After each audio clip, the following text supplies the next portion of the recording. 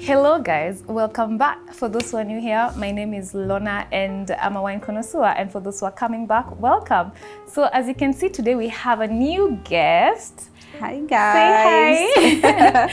And a very beautiful background, and this is called Somanami Bookstore. It's at Greenhouse. Yes, the Greenhouse Mall on Gong Road. Yes, feel free, it's so gorgeous. You can even sit here and read a book, so today we're going to talk about wine and books, and Wendy is the owner for Books and Wine. So hope you enjoy our conversation today. It's gonna be random, and so sit back and relax and have a glass of wine. So Lona, where should we start? Very good question, Wendy. Should we pour a glass of wine? I think that's right. Oh, so that's good. It would not be a wine thing without, without the wine. So yes. Fantastic. So we're going to have a Cabernet Sauvignon from South Africa. Okay. By the famous Kumusha. Oh. Look at that color. It looks beautiful. I love the brand. Oh, so nice.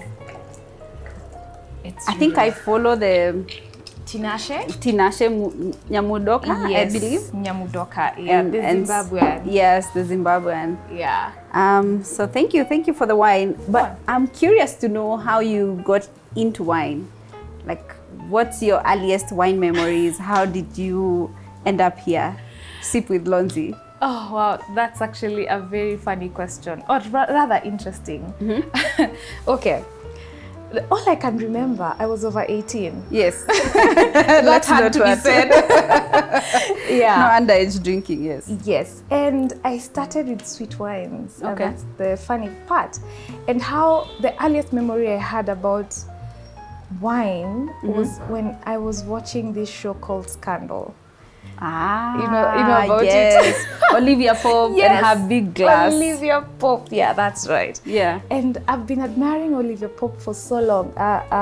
The role played by Kerry Washington. Yes. So I was 18, 19 years old. Yeah. And I could just see how she dressed and how she could come back from work. I don't know if it was with the president. It's all work. It's all work. And then she would sit on this nice couch and pour herself a glass of wine in a big glass. Yeah. Mostly red wine. Always like a deep, full blood bodied, That's how you say it, full bodied red. Bodied, very dense, almost blue color red wine. Yeah. And how she could just hold a glass and take a sip. And I was like, when I grow up, I want to be like that. Yeah. Like the 18-year-old me. This is the kind of opulence I'm aiming for, right? Yes, 110%. Like to have a fabulous life, fabulous job, and come home and just like, yes, pour me a glass. Yes, pour yourself a glass and wind down, because why not? So when I started wanting to be like her, so I started dressing like her. Yeah. I started figuring out what wine is, and that's my earliest memory. Little did I know I'll end up into this new world about so many wines. Yes. And so long story short, here I am. I think a connoisseur. Certified actually. No, I love that you're owning that. You're a connoisseur. You have earned that title. Yes. So, and I think we'll come to that. What that means. Why you chose that route. Like of going to class. Getting your WSET certification. Yeah. Maybe you can speak a bit about that. Yes. And so I think that's where I am. And actually I wanted to say, wanting to be like Olivia Pope. Yeah. I think I dress like her. At least my friends say that. Look at you. I think Olivia should be taking notes at this point, because at least that's what my friend says. Yeah. And a YouTube channel later, and the certification, as you said. Yeah. So that's my journey about wine. Okay, good stuff. So shall we? Oh yes. Okay. Should we go through the basics of doing Yes, please. Since we have you here, let's definitely take advantage and learn more about it. Let me get my education. Okay, so we don't have a white surface here, but we can just bend it towards the light. Mm-hmm. We can see. We can use our books. Oh yes. Yeah, the beauty of being in a book. So, can you see that color? Okay. You can't see your hands through this wine, meaning it's very dark. It's a dense red, and it's a it's a medium to high. It's a medium ruby actually. Okay. In terms of the color. Yeah. And the color of the wine can tell us a lot about this wine. It looks very young, because the more the red wine stays, the color becomes more towards the tawny, gowny, like brownish. So this is a dense red, right? Yeah. And then after we see our wine looks clean, we take a swirl. Quick question. So why does it change the color because it's aging in the oak? Okay. Not really even in the oak, even in the bottle. Just the time. Yes. Oh, yes. It keeps changing the color. I get it. Yeah. Remember, wine is it's a living. It's a living thing. It's a living thing. So it evolves in that bottle. Oh, I see. I see. So we can take our swirl. Yes. Swirl, we are swirl, opening swirl. it out, and then we smell it. The best smell ever, right? Oh my gosh, yeah. Yeah, what are you getting in the nose? Some chocolate. Oh wow, I think. Dark chocolate? Dark chocolate. There's something edgy. Are those like some black currant fruits? Plums? Oh my gosh, yes. Plums. Plums. Like when you said it, like it entered my brain. Like my brain knew, like, you know. Yeah. It's a typical Cabernet Sauvignon. So how far do you take your nose in? Oh, it's so nasty. Like all the way in, right? It's actually the whole rim has to cover your nose. Oh, really? So there's no over. No. Okay. You take. Okay. Yes. Oh, and that's a whole lot of difference. Because Yeah. I think I was smelling it just shyly with the tip of my nose. Yeah. And now I kind of like get a whole different experience, just like, you know, Taking dipping it my in. whole nose inside. And take a big breath like through your nose. Oh, yeah. Yeah. And am I smelling some, What? Just say there's it. something with like grass or something. Oh, something herbaceous, something green, yeah? Yes. There's something that's like very with, good. It's a very good pick because you know Cabernet Sauvignon, half of it is, the mother was Sauvignon Blanc, and Sauvignon Blanc tend to be very herbaceous, so you wouldn't be surprised to get some notes of the hints of grass and herbs in a Cabernet Sauvignon. So, yeah. Okay. Okay. So we go to the fun part and see. Yes, let's. Before that, I can see like forming some legs. Oh, right? You're taking us to level 3. Now this is the snobbiness of wine.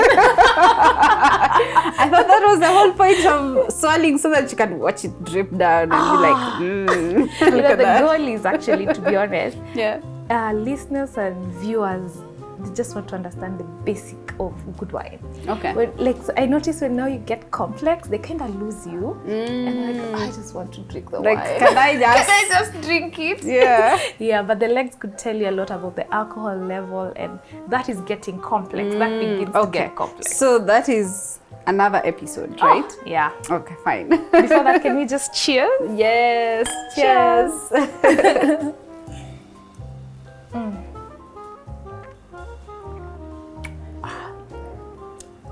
The tannins. Ooh. Another sip. You know what I love about a Cab Sauv? Like it almost makes you want to tear. You know, like tear. Yeah, like like the sensation is so much. It kind of like hits you everywhere. Hits your nose, hits your everywhere, right? When you act like you're chewing it,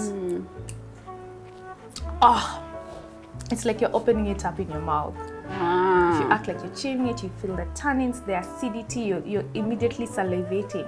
After the drying effect, you salivate. Yeah. If you can feel it. Yes. And then the alcohol is just in the finish down here. And then you can feel the fruit flavors that you're thinking about. I mean, that you are smelling. Yeah. I'm never going to drink a Cab Sauv the same again. Oh, that's good to hear. But yeah, it's a very nice bottle. Yeah, but you said it's young, and I can kind of, my saliva is not kicking in. I can kind of like taste from the, from the wine that it's not very aged, right? Yeah. But I think part of why I just wanted us to have this conversation is for anyone listening or watching this to pick up some, some hints on how to judge wine, because not everybody is gonna go do a WSET, and frankly, not everyone needs even to be a connoisseur. But I believe everyone needs some like basic wine knowledge, right? To be able to navigate the wine aisle. Yeah. Like when you go to the wine aisle, you see so many wines. So what am I looking at? You need to be able to answer that question. Yeah. And I think one of the things that always fascinates me is the labels. Oh wow, that's interesting. Yeah. So how do we go through the labels beyond the name of the wine? When you see what else? What are all this? What's this information? Okay. Yeah. To be honest, after level 2 certification later, I still struggle. I'll just be honest. Yeah. But there are some things that you can pick from a label, and you can see today I selected 3 bottles of wine here. Yeah. 2 are from South Africa and 1 is from France, the region of Bordeaux to be precise. Okay. So when you're walking down that aisle, it's very chaotic, to be honest. Yeah. And to make it worse, in a supermarket, yes, the line manager wouldn't have any idea about that wine. That's such a shame. Yeah, it's true, because I mean they have so many products. They're also selling soap and so many other things. Yeah. That's why being in a wine shop, for instance, a specific liquor store that at least you can get someone who will help you navigate. Yeah. So in a label can tell you different stuff. Okay. And the first thing a label will tell you, it's the grape variety. So when you can see, and not always. Yeah. As you can see this wine, you can see it's a Cabernet Sauvignon, right? Yeah. It's written there. When you look at this, it's written Pinot Grigio. Yes. And when you look at this, it's written a Bordeaux. Bordeaux. Yeah. So come on, if you don't understand what a Bordeaux is, you'll be like, what the hell is this Bordeaux? Yeah. Like, just tell me what is in. Yeah. True. Right. Yeah. So based on these 3 differences here, you can see the New World wines, and by that I mean regions like South Africa, Argentina, any outside region Europe, outside right? Europe. Yeah. Okay. They have simplified it. They're like, you know what? Let's just. I'm gonna tell you what is in the wine, what is right? in the wine? Yeah. It's a Cabernet Because this is South African as well, right? Yes, the Pinot South Grigio. African. Okay. Same to Kumusha. And this is a Bordeaux, very classic. Even the labeling looks very classic. And probably this label looked the same many years ago. So they tend to be very reserved. Yeah. And they will label a Bordeaux as a region. This is the region. And ideally, the region has various types of grapes, and mainly a Bordeaux blend will be a blend of Cabernet Sauvignon and Merlot. Okay. But an average consumer wouldn't even know that, Yeah, right? yeah. But the moment you see Bordeaux, just think of the region. Yeah, just know it's in France. It's a French wine. Yes. From the Bordeaux region. Yeah. Yes. And New World wines have made it easy for us. So that's the first thing. You look at the grape variety. Yeah. The second thing is the alcohol level. Okay. So if you look, every bottle for sure will have Kenyans, an alcohol level. I think this is the first step. Like how much alcohol is in this thing. Value for money, right? I know. Like that is that. This is 12.5. This is a 13, the one for Bordeaux. Okay. And the one we're sipping on, it's 14. So the Kumusha is 14%. Yes. I knew you chose the one. You know, you chose the one with I higher knew you alcohol. chose the best one. Yeah. Yeah.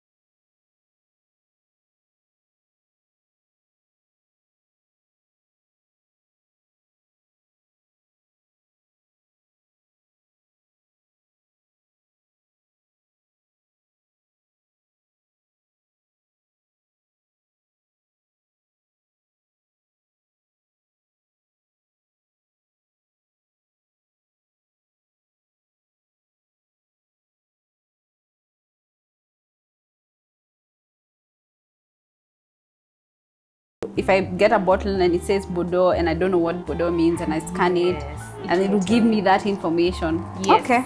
Yes. Wow, good stuff. Technology, who would have thought, right? Who would have thought?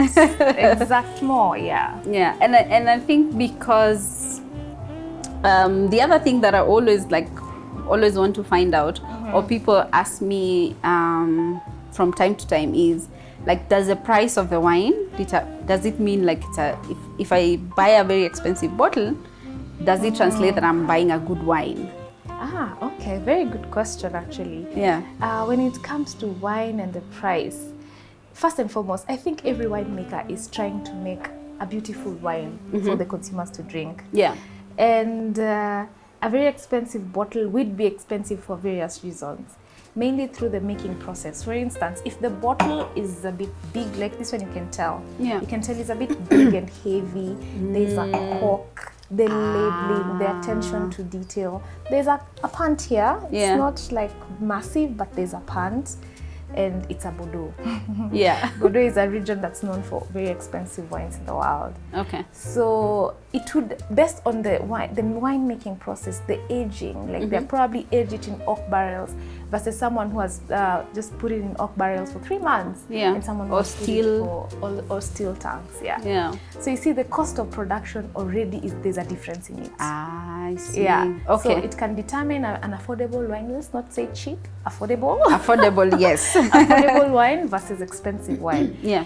When it comes to also the tasting notes of expensive, it would be nice to do a blind test. You'd be like, ooh, that would be lovely. Yes. Like, okay, here is a 10,000 bottle of wine, and here is a 2,000. or even a 1,000 bottle of wine. Yeah. And then you pick. Oh my which one. gosh, I think, yeah. That can be a tip, right? Yes. Then you can answer for yourself. Yeah, but I think in terms of flavor and tasting notes and nose and the experience, there's a bit more what a 10,000 shilling bottle of wine can give you compared to a 1,000 for sure. Most definitely. Yes. I mean, like Mercedes and a very handy Toyota, you will still get where you're going. Exactly. But how did you get there? How was the AC? How the experience? Were the seats warmed or were they not? Yes, that's the difference. Okay, okay. Okay, cool. Good stuff. So I guess, but generally, like if I'm at the aisle, what are some of the things that I can just pick out besides the price to kind of like tell me, okay, this is worth of my money? Yeah. Like, oh wow, that's like an top of your question. top of mind. I'd always bring out my app Vivino. It's very handy. Yeah. Because reviews really matter. Yes. And people, if I've not tried it before, someone else might say, this was very high in acidity, this was full-bodied, and I'll pick what's best for me and whatnot. I barely look at the price. Thank you for saying that, because I've always been a believer that, our palates are different. And I guess we'll also touch on that when we talk about books as well. That what you will like, it's not like a testament on the quality of the thing. It's just your taste in it. Because sometimes I will love a book and somebody will be like, oh, what was that? Exactly. And same with wine. So I guess maybe the challenge is for somebody to find their palate, right? Like find what works for you. Find what's exactly as you said with the book. Same as wines, we are living organisms and our microbiologies are different. What you smell is not necessarily what I smell. Oh my gosh. And what you taste is not necessarily what I taste. Yeah. Can you say that one more time? Because I think that's really, that's at the heart of it. Yeah. Yeah. What you smell is not necessarily what I smell, and what you taste is not necessarily what I taste. So there's nothing snobby about wine. When you see people in a room and they're like they're saying forest floors, whetstone, and all you can feel, it's just cut grass. It's okay. That's your nose. That's your nose. And it's not right or wrong. There's no right or there's no right or wrong. Like I just feel so liberated at this moment. I'm like, yeah. Let's debunk all these myths about wine has to be for certain. No, let's just make it easy and approachable. And find the taste that works for you, and find the palette that works for you. Find what you like. And that also might change with time, don't you think? It's changing. Yeah. Yes. Because sometimes you find that you like some things at a certain season. I know earlier you were telling me that last year you were reading predominantly psychology books. Yeah. And you've sort of found what you wanted in them, and now you're reading a different genre. Yeah. Right? And I guess that also like in wine happens, right? Funny thing, when it's hot, you gravitate towards the roses and the white. Yes. When it's cold like now, you just want your red. Yes. You just want to hug it. You want that deep Merlot that, you know, that Cab-Sauv and, oh, okay, great. Interesting, yeah. On to a bit of some book banter. Yes. When we were speaking earlier, you mentioned that last year you were in a psychology books phase, and that you're no longer in that phase now, and you're reading a different, you know, different kinds of books. You know, why? What do you think we're always, you know, gravitating to certain kinds of things? And what are some of the things that you can tell us, you know, you've learned so that we don't have to read the big psychology books? Oh, wow, that's interesting. Tip, use audiobooks when it comes to very big, heavy books. Yes. It's easier to get through it. Yeah. And yeah. Less intimidating, right? Less intimidating, yeah. And it's easier to hear the voice rather than just read big words, let's be honest. Yeah. Yeah. So as I was earlier saying, we tend to read books to look for answers. And I said that you tend to read books about love, about heartbreak experiences, when you feel like you're going through it and you want some answers. Yeah. And I was into psychology books last year, mainly because it was a very tough year.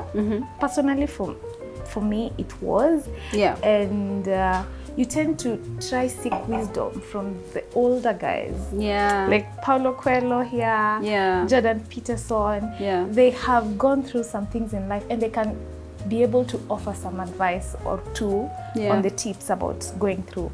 And that's why I was really into it. And it gave me so much, not necessarily all answers, but some guidance to how to go through it. Yeah. And it kind of clarifies where you're at.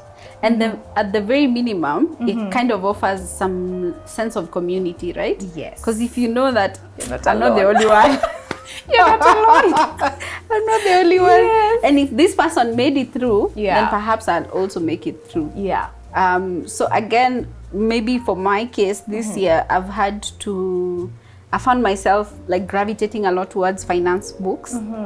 I guess because I am wearing new shoes. Oh wow. I'm running a bookstore, and part of that comes with like financial management and all that kind of a thing. So I'm finding myself having to, you know, teach myself a lot of things. Yeah. And one of the books that I was mentioning to you earlier that I just finished is called From Monk to Money Manager. Why everybody needs to be wealthy or a little bit wealthy, and why that's okay. Yeah. And yeah, so I kind of started reading. I've read that. I've read Atomic Habits. Oh, Atomic Habits. Which is clear. Yeah, which is about like how do you make habits that stick, and not scary ones like, you know, run 10 miles tomorrow. Exactly. No, it's walk 10 minutes every day and add 10 minutes the next day and the next and the next. And soon enough, by 3 months or whatever, you're gonna be running 10 miles. Yeah, 100%. It's funny. Do you think we all tend to read the same books at the same time in the market? Ooh, yes. Because you said you're into financial books, and I told you, oh my God, this year I've been into the financial books as well. Yeah, and you know, could it also be that we are sort of maybe dealing around the same things? Because you see, everybody's coming from a really stressful, trying financial period with COVID and all of that. Everyone has been either affected or knows somebody that's been affected. And generally, being in a depression, you're sort of, in a it's called a depression. It's a financial depression, You're trying to kind of figure out, we're sitting right here in the middle of an inflation, prices have skyrocketed, so I guess money is top of mind for everybody. So it's like a wave, right? Yes, it's like a wave. We're all humaning around the same things. Yeah, true. We're all, yeah. And as a bookstore owner, like, do you always know this is a wave coming? How do you plan what to stock? Oh my gosh, that's an interesting thing. So we were always very perceptive, or we try to stay perceptive to what people want, what's new. Customers are very volunteering, like about what they want, the things they want. So if you have a listening ear, you will kind of know, because people will tell you, this is what I want. You get a wave, you get a you word. get a wave, right? Yeah. Yeah. But you're reading something that's not finance, not psychology. I see you have a very it's cute a bit book. Fiction, yeah. That's matching your outfit. Oh yes, guys. Lady in red. I read sometimes. Actually, I read a lot. It's people. I don't think a lot of people know that. Yeah. Now they do. Now they do. They have an idea. Yeah. Yeah. Cool. Yeah, I'm reading. I read this book last year. In all honesty, it fell under my category of books last year, and my God, I don't even know where to start. Paulo Coelho. I mean, how? I haven't read the book yet. Yeah. This particular book, but I've read Paulo Coelho, and so I get what you're saying. Yeah. The Alchemist. You read The Alchemist? Of course. I read The Alchemist, and I was like, what is this tiny book that has just like, yes, you know? like gone viral or something? Yeah. I think you need to read it, and I think can I say now what are the things that? Yes. Highly recommend. Number 1, a solid 8 over 10. Wow. Good. Yes, very relatable as well. And a few things came up for me. And he was discussing about personal growth and everyday wisdom and joy, about life, just various aspects of life. And it was like, it's a bit of a fiction as well. And guys would ask various questions, and then he answers this out. It brings out very well in the book. Yeah. So the first area that it caught my eye, and I really related to, was someone to tell us what you do when you feel like you're too afraid to change. And I feel like we're all victims. So the title of the book is Manuscript Found in Accra. Yeah. By Paulo Coelho. I'm saying this for anybody who's not who's not on the YouTube channel, which I already said you better go back and watch the YouTube channel. Yeah. So the book, I don't even know. I just need to read this to you, man. Like, please do. I need to read those parts, because I don't think I would say it much better the way he says it. Put it. Okay. So for guys who are afraid to change, and I think we are mostly culprits, you know. And he says, we are afraid to change because we think that after so much effort and sacrifice, we know our present world. And we like to, we are comfortable with familiar. Yes. We don't want surprises. Yes. Just like, you know, I'm just okay. I've finally figured this out. Yes. And I want to be in a zone where I can anticipate, even if something different is thrown my way, I know how I'll handle it. But just think about it, like, change is inevitable and change is constant. And I think we just need to let go. Yeah. And just let the waves, let's go with the wave. When we're supposed to change, just change. Yeah. That's what I caught. And actually, that's one of the reasons I feel like I decided to do things differently this year. Yeah. Initially, my personal page, I have 100 followers. Yeah. And from that to starting a whole YouTube channel. Yeah. And an open Instagram page and putting my life out there, that's bold, you know. You see the gems you were denying the world. Come on, Wendy. You know, and I think we can speak a little bit on that. Like, what is this resistance? Is it that you're always like, I'm not there yet? Maybe I'm not where I need to be so that I can step on this podium. So you kind of postpone that. In all honesty, I never thought I'd do anything like this. I just woke up one day and did it. And I think I saw that first YouTube video. Yeah, like, you know, this is 28th January. I don't know why I have the timestamp in my head, I guess. Oh, wow. But you know, such a loyal follower. And I'm starting, like, it's not perfect, but this is a start. Yes, just start. Yeah. You said it in a nutshell, just start. Yeah. Whatever scares you, just start. Yeah. Yeah. Okay, I love that, and I at this point I don't even want to speak about the book that I'm reading because you need to. Let me just say one more thing. It's not a TED Talk. And then now I finish on my book, and then you tell me about that book because I really want to hear about that book. Sawa? So it's about elegance. Okay. Speak to us about elegance. And when someone asked that question, guys in the crowd were like, why are you asking? Is that even a question? But let's be honest, that's bold. You know, people would be scared to ask what is elegance or what is beauty. Yeah, right? Those are eternal questions. That's an eternal question. I mean, those are eternal questions. If you think about like the big industries, that's what they're trying, that's a problem they're trying to solve for you. Yeah. You understand? Yeah. And not even just like the superficial beauty. Oh, yeah. But even like the intrinsic beauty, art. Isn't that beauty, elegant, right? Thank you. Yeah. But yes, proceed. And what caught my eyes is that the simplest things in life are the most extraordinary. Let them reveal themselves, you know? Yeah. And he says, the desert only has the sand and the rocks, but it's at its truest self.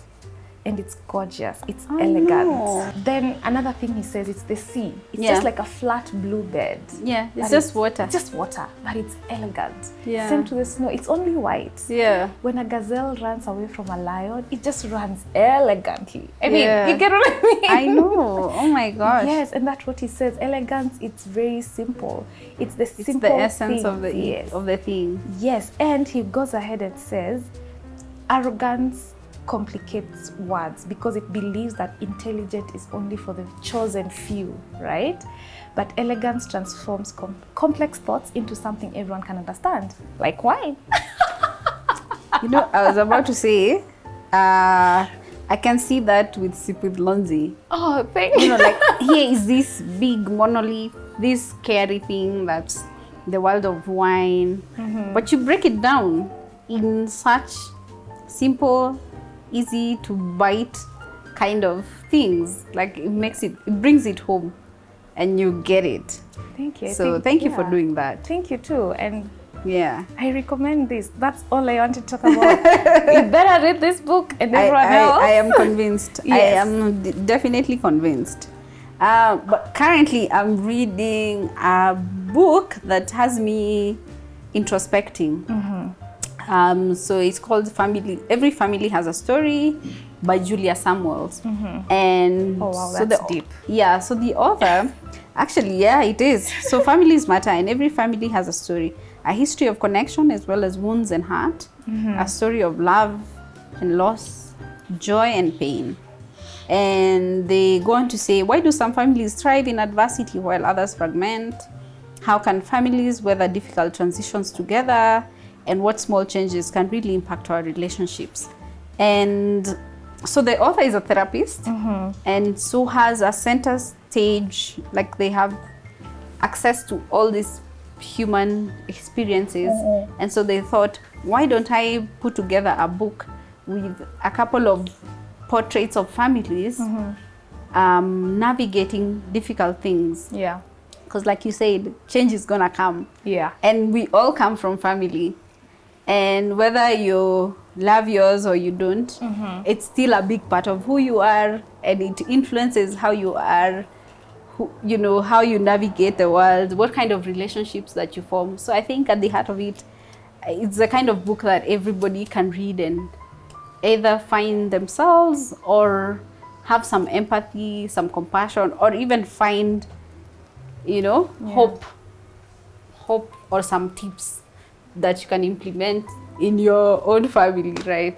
Yeah. So it's quite interesting, like just to see other people really navigating big things. Yeah.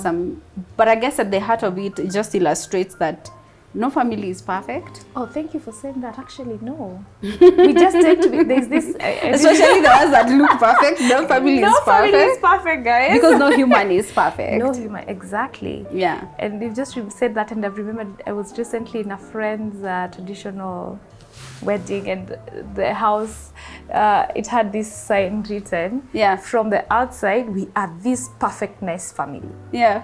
And I could resonate 120 times. Yeah, yeah. From the outside. So people think, oh my God, that family is perfect. But guys, no. Every family has its own issues, and embrace yours, and now change if you have to. Yeah. And I think what matters at the end of the day is that the people in there love each other and want the best for each other. And most importantly, have the courage to to make the necessary changes. I think that's all that matters, because like if you look at like wounds and hurts that we carry from family members or from people that we love, it's most times it's not intentional, but there's always the lack of courage to address it. Yeah. And so they fester, and then they become monsters. Something else. Yeah. 100%. That's very good. I think it's a very good book. Yeah, it's a kind of book that I'm just thinking, should I call my long lost estranged cousin? 100%.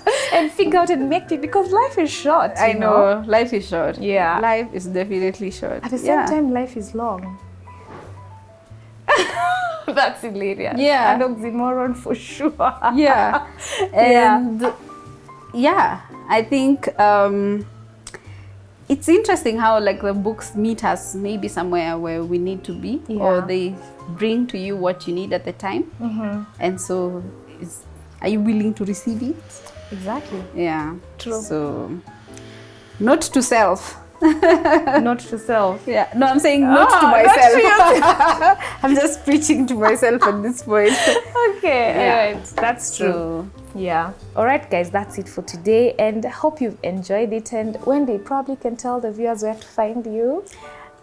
Yes, this has been Wendy from Books and Wine. You can listen to the podcast, which is Books and Wine, the podcast. It's on all platforms: Spotify, Apple Podcasts, Google Podcasts, Stitcher, or wherever else that you listen to podcasts.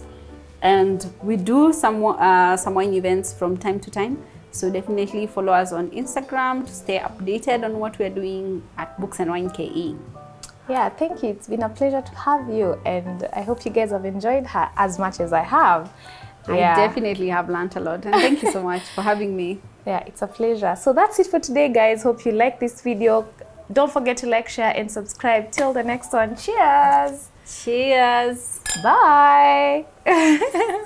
I'm looking at the camera. Am I in the shot? You're perfect. You look great. Yay. Yay. Now the thing is still rolling. It's constantly rolling. Oh yeah, I love how it starts. You start with your bloopers like, am I ever gonna get this right? I was really looking forward to wear this outfit. You are so calm and collected. Oh my God, I think I'm oozing your energy of calmness. Oh, thank you. Oh my gosh, I sipped all my wine. Oh, yes. Was that part of the... Yes, it was. Because I would have been an outro.